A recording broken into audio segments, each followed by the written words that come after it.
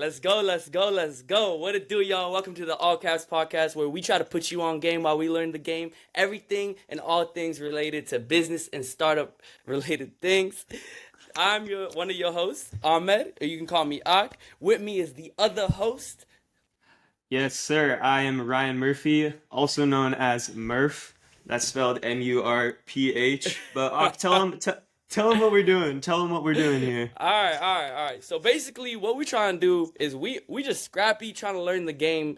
Like we've both of us, we were just sitting down outside chopping it up, and pretty much we came to the conclusion like we're addicted to the startup world, and we're still new to the startup game, but we want to be able to learn and bring people with us, Yeah. and pretty much just kind of make this world less scary. For me, like pretty much like I'm a builder, but also I'm just addicted to growth, and I love to see things go from like 0 to 100, and just trying to like really go through the process of getting like you know the value in the people's hands. You feel me? So I mean, what about you, Murph? I know you love the VC game, you love the Yeah. startup game, you got experience, you got skin in the game. So like, Yeah. what got you into the startup world? I got a little bit of skin in the game for my age, but I think the thing that got me in the most is just I think working at a venture capital firm, which I've had experience in the Seattle area. It's the coolest job ever. You're looking at a bunch of companies from a bird's eye view, understanding their problems, giving them solutions to their problems, and working alongside them. And like you, Ak, just seeing that tangible product go from 0 to 100, so cool, so cool. And seeing that product change people's lives, whether it's software or a physical product, awesome. I think it's the coolest job ever. And I'm still learning a lot, just like you are. And I think it's the best way for us to learn is to take others on this course with us. So yeah, a little bit of a crash course of VC is what we're trying to do for everybody. Just make it open to everybody. Yeah, I mean, honestly, crash course of VC, crash course of how to find product market fit, crash course Mm-hmm. of just anything startup related has kind of like Yeah. been our goal. And just trying to make this world less scary. Just cause like for me, I didn't even know startup world was a thing. I thought you had to be crazy rich to get into the startup Yeah. game. You had to, Yeah. there has to be just these huge barrier of entry. But I mean, if you got a validated idea, you're working hard, I feel like the possibilities are endless, but the information to like get there is not really there. Yeah, definitely. And It's a well kept secret in the business world, I feel like, and you don't really realize it's there. I think we were fortunate enough to be at the University of Washington Ock to learn a little bit about it, but yeah, yeah, we're yeah. just trying to give back and keep learning about it and eventually pave our own way in there one day. That's the goal. Yeah. So, And it's like we're here to take you guys on a journey to just kind of like we're learning on the way with y'all. So there's no kind of like, higher level, lower level, we're all on the same level, and it's just we're just trying to be students of the game. Pretty hmm much like first let's we talked about a little bit about ourselves. Let's get a little deeper, but like, what got you interested into the startup game? What it got introduced to the startup world in general? What was your first like leap into the startup world, Murph? I mean, the first time I heard about startups was during the pandemic. And at that time, I was just trying to find something like a passion project for me to work on while I moved home during college. And I started interning for a startup. It was a big data analytics startup in LA, and I worked remotely, but basically, I was helping them try and find funding.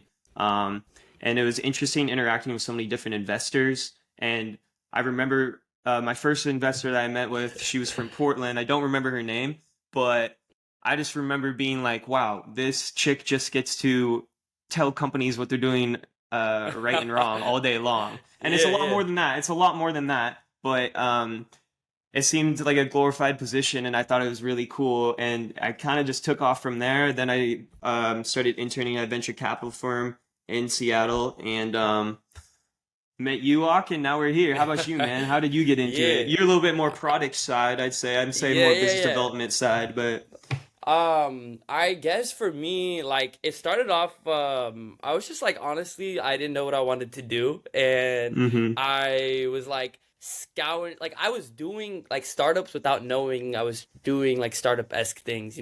I started off with like a fashion brand, I know Murph out here, he was supporting me when I Yeah. first Oh started yeah. out. Oh yeah. Yeah. Yeah. So I started like a nonprofit fashion brand with my friends. We got like pretty good traction, but it just like it didn't, we just didn't weren't able to continue it anymore just with school and stuff like that. I was doing like when I got started, I was like selling sneaker bots. Like I was really into like the hypes like sneakers and all that. So I Mm-hmm. like figured out how to create a bot and I was just trying to hustle any sort of money possible. Just honestly to just, my parents weren't about to pay for nothing, and I was like, I need to figure a way to make money, and I wasn't trying to work a Exactly. job. My Exactly. lazy my lazy butt just was not trying to do none of Uh-uh. that. Yeah. But then I got into the startup world, and I didn't know I was doing the startup world. Is when I like was just like reaching out to companies, and people were like, "Oh, why don't you just reach out to startup to see if you could intern there or if you could work for them?" I ended up being employee number one at a TechStars company, and I was like doing like growth strategy with them, and then I like eventually went into software engineering, and just kind of like when I Yeah. was exposed to that, I just fell in love with it. I love the scrappiness. I love the ability to Yeah. just like try to find where you fit, and I guess it's just like fun to go through the like no man's land and then pave a road where everyone can start walking on. That's kind of Mm-hmm. like how I really got interested. But kind of like to go forward and like dive a little deeper, you know, what do you think was like the most valuable thing that you learned in the sense of like giving you foundation, or like where can people start? So if I'm say I'm started getting started into the startup world, where do you think like I like where would you start if you restarted again with the knowledge you have and you want to share it with your younger self? Like what was the first step? So if they're like, oh, I want to get into startups, what would you try to like give advice I to? mean, definitely you got to be doing something that you really like. And I know everybody says that, but there's a lot of adversity that you're gonna have to overcome, I think, as like trying to be a founder or start something new. So you got to make sure you're like waking up every day and liking it. That's like priority number one, I'd say. Um, and I had to learn that the hard way with like a project that I worked on all of college. It was basically, I was putting on live entertainment events, but to help nonprofits reach their fundraising goals. And I really liked it. I really liked it for a long time, but then other things got in the way, like school and stuff, and I think I just lost passion for it. So you got to make sure you're passionate about it all the way through. Um, and it'll take a while to figure that out, but if you're not passionate about it, you're not going to go anywhere. So I wish I knew that before I had started, definitely.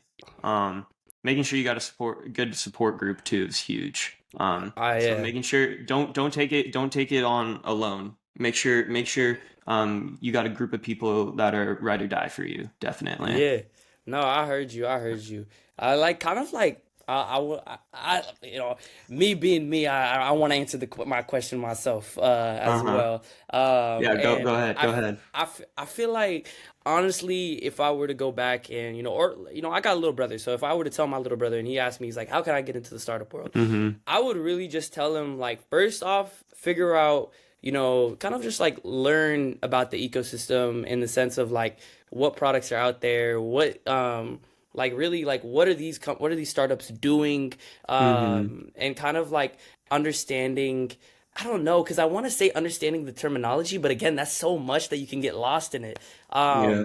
But like I really just feel like just be curious and just start diving into all your curiosities. And like Yeah. if that's like you heard the the buzzword crypto or AI, just see what people are doing and like Yeah. really just let your curiosity run wild and just spend 20-30 minutes just doing research and understanding like Definitely. okay, maybe these guys got funding. Why did they get this funding? Why did this other person not get funding and stuff like that? And just really just keep asking the why question until you really start falling into the rabbit hole. Yeah, yeah. That I was just about to say that, like, honestly, more than 30 minutes, like, you could, especially with all the new, like, types of uh, trends that are going on, with yeah, yeah. Web3, blockchain, AI, like, all of these new things that are happening, countless new things that are happening, like, you need to learn about it if you need to know if you're even interested in it first. But those are just a bunch of hot, buzzwords. And you don't have to be interested in that to be successful in the startup world, you know. Um, so again, just going back to like being passionate about it and making sure you know that area very well. Don't Yeah, want to I start mean, somewhere where you have no idea what you're doing, you know? yeah, I mean, I like the startup world is all about just curiosity. I really Mm-hmm. believe that. I mean, like the most curious people, and just always being like not afraid of failure, because this is like a like it's so like the statistic that they say, was it like 90% of like venture portfolios like like they fail. But you have to be Yeah. okay with that and walk away and be like, oh, I learned, and now, and it's like even in the learning process, you'll be like, okay, this is a little confusing, but it's okay that it's confusing. Let me just keep diving deeper. Let me keep learning. And like, it's just really just like a keep going game. You know what I'm saying? Yep. Like, just keep pushing, keep pushing. Um, Definitely. no, I'm trying to like, one thing that I really, at least for me, like related to startups, I fell in love with, like, there's so many different avenues that you can fall in love with. I feel like it's like, growth, you can fall in love with like growth and strategy, you can fall in love with like the product cycle, the engineering. There's like all sorts of things. Like some people, everyone has their own passions, and like to give you guys like the simple, like what are some of the passions that you can fall into. Again, it's like product and strategy. Like how can we get customers to love this? It's growth, how can we Mm-hmm. get this all in the hands of customers? It's engineering, is this like technologically curious? Like, am I technologically curious about this sector, and how can I like monetize this or provide value? And eventually monetization comes, because not all, like, to demystify, not all startups are profitable right away, right? It's Mm-mm. like No. a lot Uber of it. just became profitable. Uber just Yeah, I became mean, profitable, and they've been around for a while. So yeah, yeah, I you're definitely mean, not going to be like profitable off the bat. I feel like, I mean, the kind of like the thing that people believe is that these companies are profitable right off the bat, but it's not like that, right? You don't got to be making money right away. And it's like there's these terminologies called like, how much cash you burn, how much, and it's like, is that allowing you to, is that burn rate allowing you to grow? And it's like really a lot of that, in my opinion, is just like it's not, nobody knows that. People just think like right away Uber making like billions of dollars, and they're profitable, and like that's why they're so successful. But just like you said, they didn't become profitable in recently. This is a multi-billion-dollar valuation company, and it wasn't until recently that um they were really profitable. And I just feel like that, no, like the average person wouldn't know that. You feel me? Yeah, definitely. And that's a, again, that's why like VC I feel like is so secret in some ways because of all the terms they get you with, with the balance sheet stuff. And if you've never taken a simple economics class or something like that, that may go over your head and then you're kind of you kind of hit a roadblock and you're lost and you're a little bit scared or nervous or something. So what's that book you told me to read? Venture Deals, is Oh yeah, it? yeah, Venture Deals. I Yeah. really like that book. I really like that Yeah. book. I It need to really read that. I need to Yeah, read no, that. that's a must in the. I'm still going through it, and I got lucky just because one of my classes introduced it to me, Hmm. and it really breaks down kind of like how term sheets, and which is like the deals that you make with these venture capital firms, and Hmm. understanding really how you can know, like, what are these terminologies mean, so that you have something in the back of your mind to be able to negotiate, because they're gonna throw a lot of these like just these big terms at you, and if you're not used to the game and you're not understanding of what's going on, it's like you can fall into a couple traps, because it's like, it's a business at the end of the day, and these venture companies want to get the best deal that they can possible. And so I think this is like one of the best books to start off with if you're interested in just specifically venture capital. Everybody's probably heard of this term unicorns, and normally we can refer to unicorns as companies that are valuated with really high potential growth. So companies that you've definitely heard of that are termed unicorns are like Facebook, Uber, Hmm. Airbnb. These are your unicorns in the venture capital space. And they're termed unicorns because, they're special and they're going to soar towards the sky like, a flying freaking horse. Um, but sometimes, founders, the goal of every startup founder is like to be a unicorn because everybody will want to invest in your company. And, the more money you have, more you can do with that money and grow your company. But sometimes that's not always the best way to go about it. And this is kind of against the grain.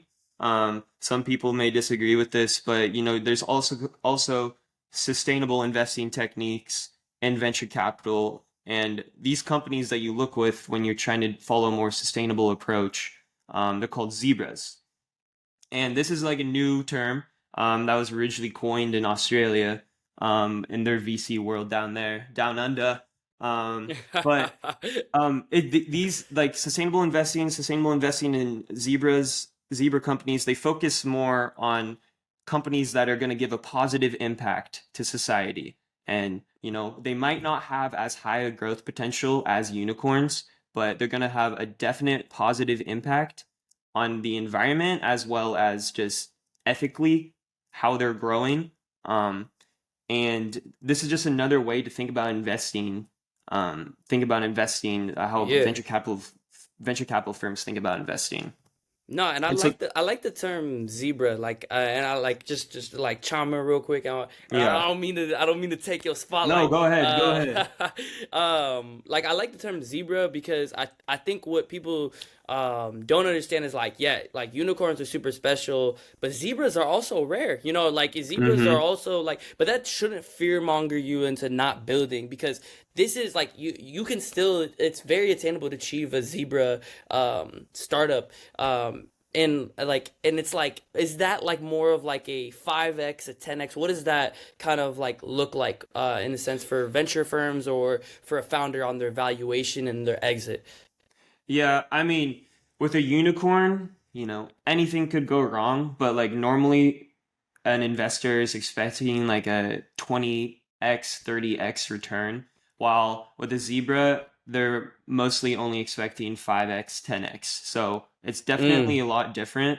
Um, but I find that, from what I've heard and like my experience, like unicorn founders are, you know, they're very focused on their valuation, and that can take away from like what they set out to do in the first place, yeah, yeah, whether it's yeah. building a platform where people can find homes, or rent homes from others. I'm not saying Airbnb like was one of these companies, but just for an example, like sometimes they can lose track of like what they actually set out to do in the first place.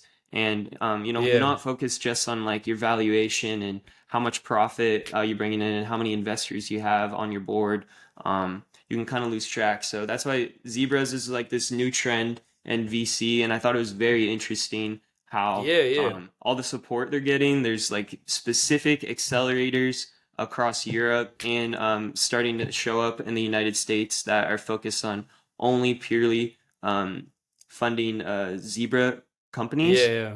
And just as some context, like you're not gonna set out and like call yourself a zebra company. Mm-hmm. It's gonna come over time, but as you grow, you're definitely gonna find out who your team is, and I think a lot about what your team is and what they are doing specifically, like in the market with their product. Like you'll eventually form into that zebra company, and I think it has a lot to do with the team, and that's a whole nother conversation we can get Yeah, into yeah. another Just time. But the difference between team, market, and product. mm-hmm. But zebra investing, I think, is on the ups, honestly. I think we Yeah. need more of it, especially with, triggering Just topics like climate change and stuff. Like yeah, we need yeah. more companies, new ideas, new entrepreneurs that are solving like society issues that are having a major Yeah. impact. So To you think zebras, are they more social impact like focused companies, like or do you think it's just based on like how what their valuation is, or like, if like they, they're projected to go 5x or 10x, like what is the main focus of zebras when you coin the term zebra? that's a good question. I think it's more like the impact that they're trying to make in society. Yeah, yeah, yeah, Um, yeah. And for example, there's a company out there called Borderless, and Okay. they're kind of like a Remitly. And if you don't know what a Remitly is, it's a major financial company that allows you to send money abroad with Hmm. ease. And that's very hard sometimes with, government regulations across multiple different countries, sending money across borders. It can be hard, Yeah. especially if, um, your family's in Latin America and you're working in the United States and you're trying to send money home, if that makes sense. Yeah. Like, it can be Yeah. really hard. So having this international payment method that borderless is growing, it's just they're social entrepreneurs, they're trying to make a Mm. difference across government lines. And so this is like a big impact. They're having a big impact on society, but their valuation is not high whatsoever. But they're having a really big impact on the people that are using this platform. So it's things like that I think really make a zebra company stand out as opposed to the valuation. I think they're more focused. And a lot of the founders that are from zebra companies, they have experienced the issues that they're trying to solve firsthand, and they know others in their community are experiencing it too, so they're trying to bring it to the greater good of society. Yeah. Yeah. um and there's super cool stuff there. I can go on with other examples of other companies doing this, but there's Yeah. super cool other companies, and if you just want to look them up out there, you'll find them. And you'll also find the startup accelerators that are based out of Switzerland, and then some that are coming up in the United States that are appearing. Yeah, cause like for me, like I feel like there's just not that much emphasis on like like I feel like people feel like they can't make a startup that is so like social impact driven, right? Because Mm-hmm. they're like, oh, it may not bring a lot of money, it might not bring, people might not want to invest in my company, but I feel like there are investors that are like there's investors that are focused on mission driven companies. Yeah, And it's not definitely. all about all about the crazy valuation and being this like crazy like there's just like there are investors. You just have to find the right investors. You have to find the right people to back you. And it's like I don't know. I feel like nowadays there are so many firms out there that you can be pretty selective on who you want to bring on board because it's like it's really like a marriage at the end of the day. Like when you get locked in with an investor, you like you guys are always talking, making sure that things are going well, and like coming up with Yeah. solution and Mm-hmm. compromises and working Mm-hmm. together all the time. It's a Yeah. partnership. Yeah. So it's like yeah, that's like It definitely is it definitely is a partnership, so you gotta obviously like your partner going into it. But I'd say honestly, there is more investors out there that are interested in funding zebra companies than not, because it's a sustainable uh product that they're bringing to the mhm. table, but it's also like they're gonna have sustainable growth too. Zebra companies are normally pretty risk free compared to unicorn companies, because like I said, unicorn companies could totally botch it and their valuation could go down, and the investor has been investing a lot of money in this company over time, and then having that high valuation drop, that's very, Yeah. very risky for the investor. So I mean, we've I'd been say, seeing that lately, right? Like yeah. we've been seeing that with kind of like the conditions of the market where Mm-hmm. people in like 2019 and everyone's talking about like, oh, that was like 2019 was like the crazy VC days where it's like money was getting just thrown at these companies and just blank sheet ideas. Like right? Like Yeah. ideas on napkins were getting funded.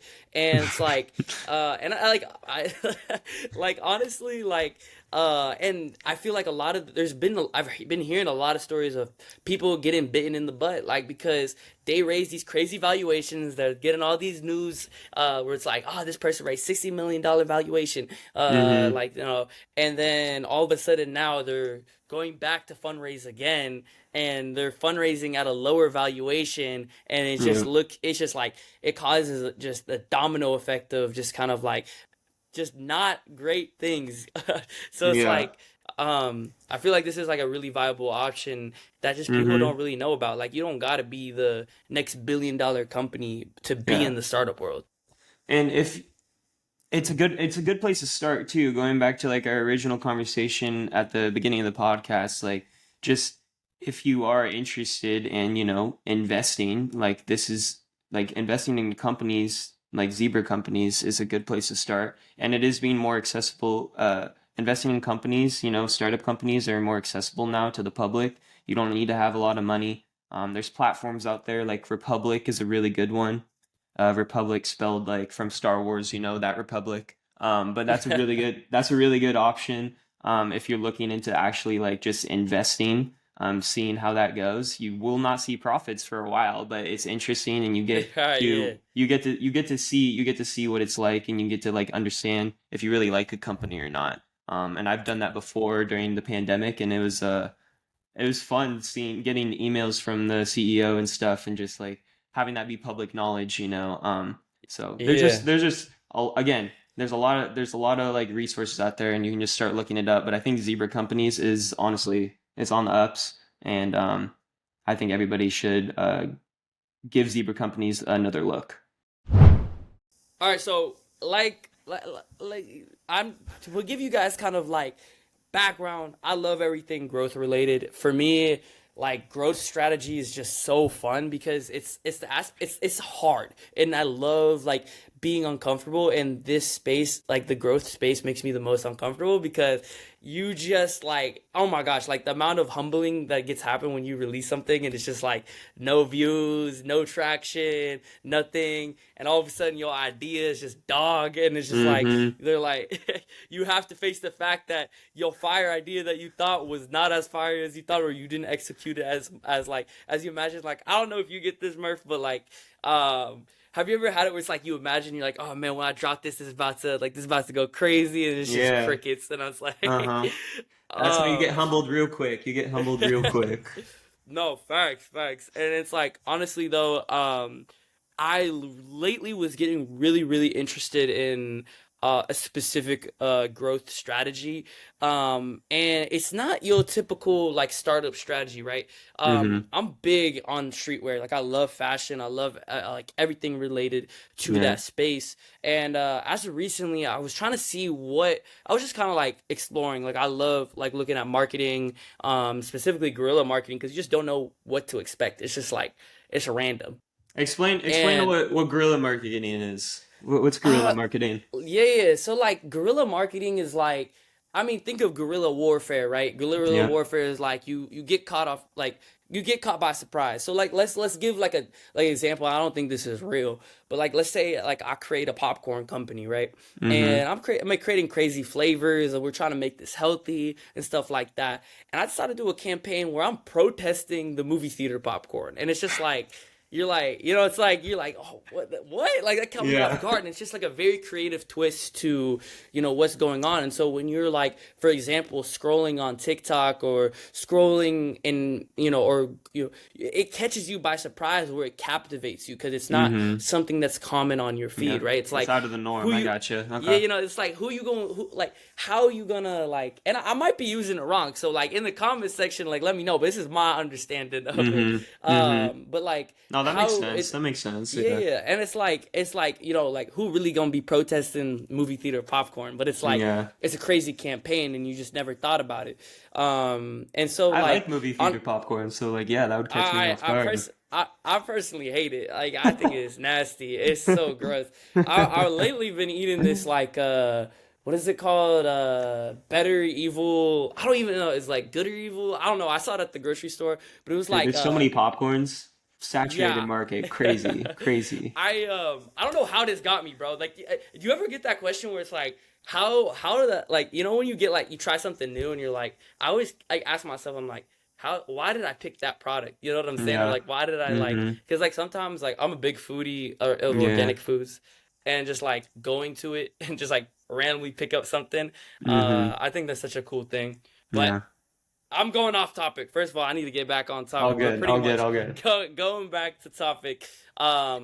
I really love streetwear, and I think they're really good at this guerrilla marketing. But it isn't the aspect; it's the aspect of what they're doing the guerrilla marketing for. For example, like uh a lot of these streetwear companies come with their marketing from a like and their growth strategies from a grassroots, right? They're trying to build a community and a tribal following, right? They want to Mm-hmm. get you so loyal that they just sell out every time. People are waiting in line, running for your product. And I really believe startups these days are like missing that growth strategy, right? That Yeah. like community aspect. And like personally, I feel like startups, and this is just my personal opinion, and y'all can clown on me about it, but I feel like really it's like it's a constant race to to the next sale, to the next growth number, to hit that next valuation for your next raise, which makes sense, right? But it's like in that we might lose building that long lasting connection with the customer where they're in it ride or die.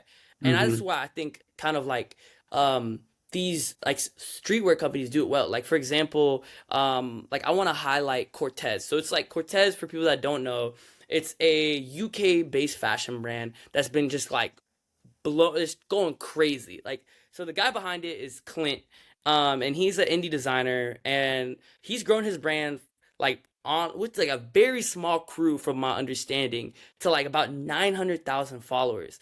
And like, if you look up Cortez, right, and you look up like they you look up what is it? It's their puffer jacket drop.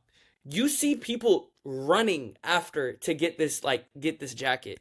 And I'm gonna go deeper on like what happens and stuff like that. So what do you think, like what I think Clint's secret is? Like that's the big question. Is like, what is Clint's secret? How is he able to get 900,000 people, sell out every drop in like 30 seconds, have people running for his product, doing all that? And although scarcity plays an element, I don't think it's like you can, if you can make a product scarce, but it's making people want to have your product, and then playing into that scarcity way is like really, like, you know what I'm saying? It's not just scarcity alone, but I think it's humanizing the brand is what Clint does the best, and Yeah. this community oriented marketing. Mm-hmm. um So how can startups kind of take from that? I don't want to interrupt you, but like yeah, how can yeah, startups apply this? Because I feel like you're bringing up a good point. Like, there is scarcity involved with fashion, obviously. yeah, yeah, yeah, Limited drops. The first thing that came to mind when you brought this up was Supreme and everything. That's just yeah, like yeah, yeah, that hype from, a while ago, or Obey, or even like some Nike shoe drops. Like, I'm a big yeah. foam posit guy. Freaking love foam posits. Got a couple pairs myself, but I I've just like never got into the foam posits. how can oh, you're missing out, bro. But how can startups take this type of, I don't know, scarcity aspect, humanizing something, because you got to grow a following first, and I don't know. Yeah, yeah. I'm having trouble trying to think about like ways that startups could do this with their products, because Yeah, you yeah, know. yeah, yeah, yeah. Well, like I think it's the fact that they want, you know, I think a lot of times startups try to go overly professional, and again, this is a hot take, like, right? This is my personal hot take. Hmm. Like startups try to go professional, and they go way too professional, where you feel disconnected to the brand, and you just think of it as like a higher entity, right? But then now, if there's this human aspect to it, where this community is like, you know, like they have someone, they feel like they're talking to someone, they're supported by someone, there's humans behind it, right? And I don't think it's like a, like you have to figure a way to grow first, right? You have to figure a way to grow. But I'm just saying, like, startups need to keep this value of like community oriented and humanizing and building this deeper relationship in the long term plan, right? In this plan, right? As they're trying to do this kind of like fast growing, fast selling, they need to still keep in mind, how can we plant the seeds of like loyalty with every sale? So Um, I think I know what you mean when you say humanizing, but just in case, what do you mean when you say humanizing? Like Okay, so humanizing something.